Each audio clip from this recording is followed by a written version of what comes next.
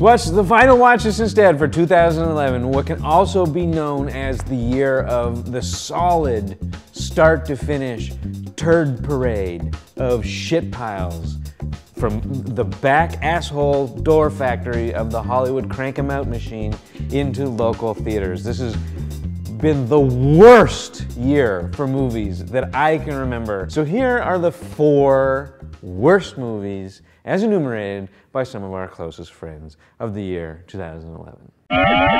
The worst movie I saw this year, and I didn't see very many, was Green Lantern, but you weren't even gonna go see that anyway. The worst movie that anybody cares about is Hangover 2, which like 1 billion people went to see, and it made the most money of any R-rated comedy in the history of R-rated comedies. I can't wrap my brain around why so many people thought, hey, you know what I wanna see? I wanna see the exact same movie that I liked 3 years ago, done completely the same. Nothing different except the change of location, change a baby into a monkey. Mike Tyson makes an appearance in the second one, so you keep Mike Tyson. This is a movie, like the first one, is kind of like a mystery where these guys are trying to figure out what happened last night. And so instead of watching Hangover 2, what you should watch instead is Dude, Where's My Car? The original guys get drunk and don't know what happened last night story. Way better than Hangover 2 and well worth your time. My worst film that I saw this year was definitely Breaking Dawn Part 1. And that's coming from an actual Twilight fan. I liked the last couple of movies,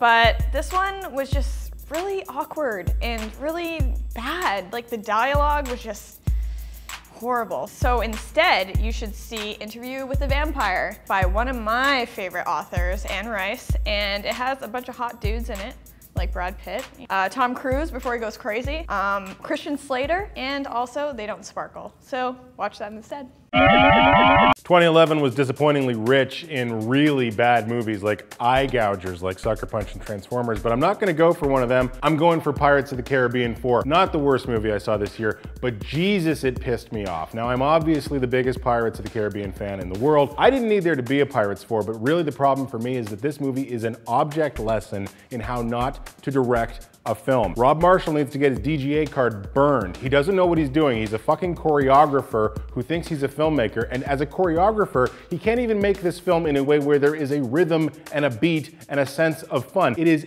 inescapably atrocious as a piece of filmmaking. Instead, watch Thor. No matter what you think of Thor from a script or even a concept level, that is a well-directed motion picture. It's dancing around tones and doing things you're not expecting, and it's actually achieving a lot in terms of its sense of fun, and a hell of a lot more than Pirates 4.